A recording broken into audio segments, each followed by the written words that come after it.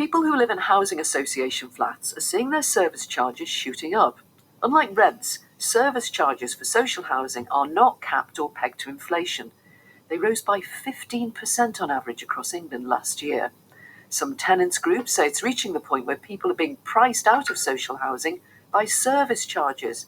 The charges pay for housing associations to manage communal areas. Jules got in touch with us about it. She lives in a housing association flat in Lambeth in South London with her teenage son. Jules used to work as a teaching assistant, but she's taking a degree in psychology with a view to becoming a counsellor in the future.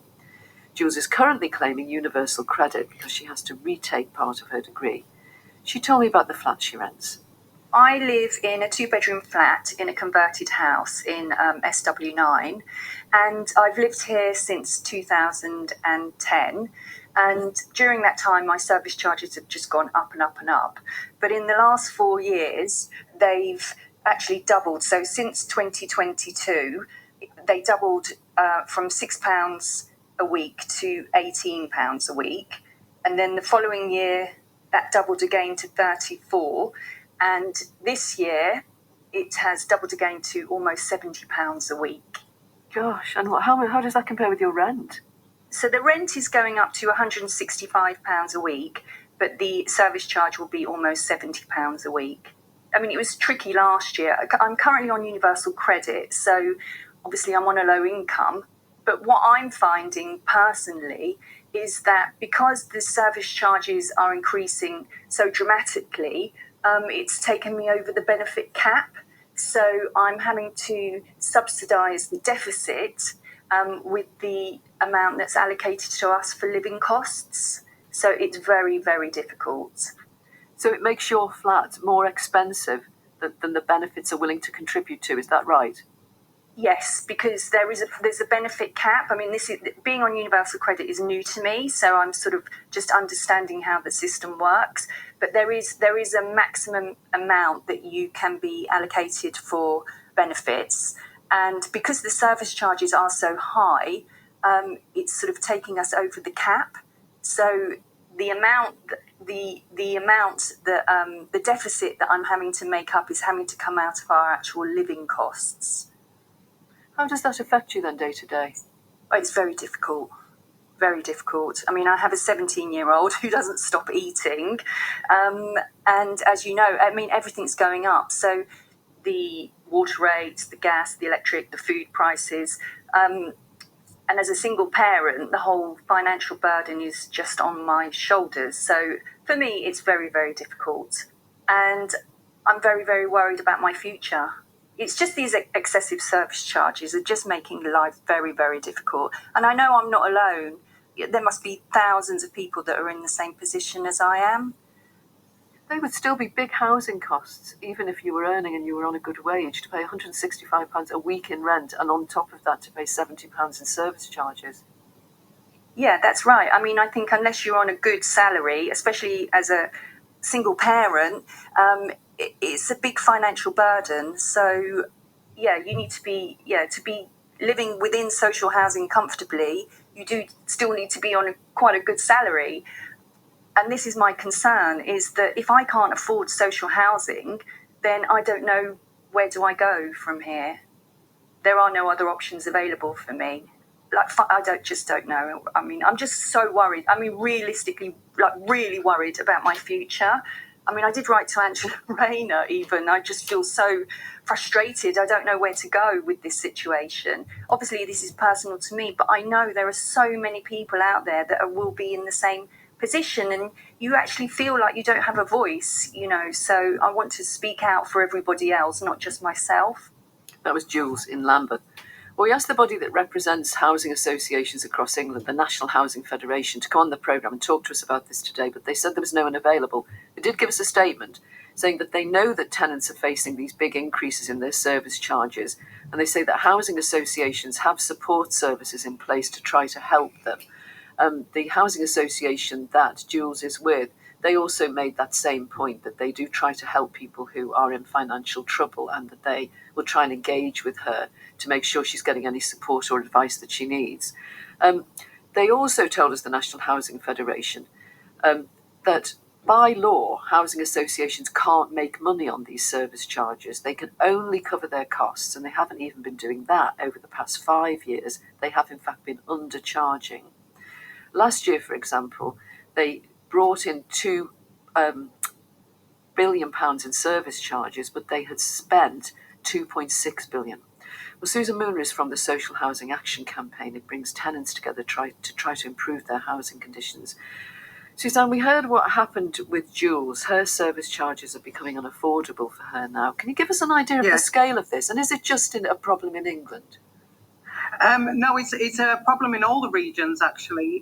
It seems to be pretty universal. And I would like to rebut what the National Housing Federation said as well, because I think there's a real accounting sleight of hand going on there. But it's a huge problem.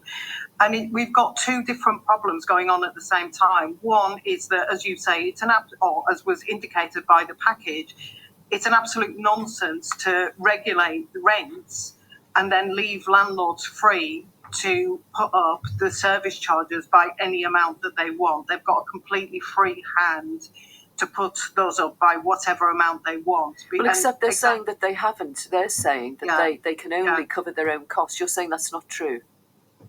Well, what we're saying is that's not what's happening in practice. Okay, that's what I mean, I will go into that. So, for example, we did some research where we looked at every single tribunal case where someone was challenging the service charges in 2024. And in 72% of those cases, the judges found overcharging had taken place. And overcharging is charging for services that couldn't be delivered. For example, they charge for lift maintenance where there's no lift in the property, or they charge for, something that they haven't delivered as well as they've said that they've done. So they might have said that they've made multiple repairs, but in fact they haven't. So there's actually an awful lot of unjustified charging going on within those charges, which is certainly putting it up. Housing associations, sorry, could I just say that they also say they're having to charge more now because they're legally obliged to meet new maintenance standards. So Hyde Housing, Jules' landlord, they said these new standards for them include electrical maintenance and weekly inspections of communal areas and systems. Do you accept that? Yeah, but I also know, and this is public information as well, it's on the regulator's website, that housing associations collectively are sitting on a surplus of £4.2 billion. And it's actually gone up since last year. It did go down slightly with the impact of COVID, but it started going back up again. And before then, it was reaching record levels every year for quite a long time. So these, although they might have to spend more, they certainly don't have to charge tenants and residents more. They could subsidise them. And with organisations that are supposed to have a social purpose, that is exactly what you would expect them to do. You wouldn't expect an organisation like Clarion Housing Association, for example, to be sitting on a surplus of 800 million and yet charging loads of extra money to tenants and residents for things that it should be doing anyway as a landlord, which is to make sure people are safe in their homes. But all organisations that operate have to have surpluses, don't they? And they sound like big sums of money, but I'm sure that they would argue that they're not big sums in relation to their outgoings. Your surplus is there in case something goes wrong. You can't just spend everything you've got. Yeah, you couldn't empty the piggy bank, but you could certainly subsidise the services a lot more. But there is absolutely no excuse for charging for services that aren't delivered or couldn't be delivered. So if there is no lift in your property, to be charged a maintenance fee for a lift maintenance is just wrong. And yet people are expected to pay up front and challenge all of these service charges afterwards and try and get the money back out of the landlord. The National Housing Federation says it's working with the government to try to fix the root causes of this problem, of these rising service charges. And the government told us that far too many social housing tenants are being asked to pay unreasonable and extortionate charges. So they seem to be with you on that one. Exactly. They say they're planning to consult on transparency and on holding landlords to account for the money that they spend. I mean, practically, how would you do that? Well, one of the things we would like to see, I want to come back to the NHS figures as well, if I can, later on. But I haven't got much more time, sorry. Okay. one of the things we would really like to see in place is a system a bit like the deposit protection scheme, where you could pay any disputed charge to a court and the landlord would have to prove that that is a legitimate charge before it gets released to the landlord, otherwise it goes back to the tenant.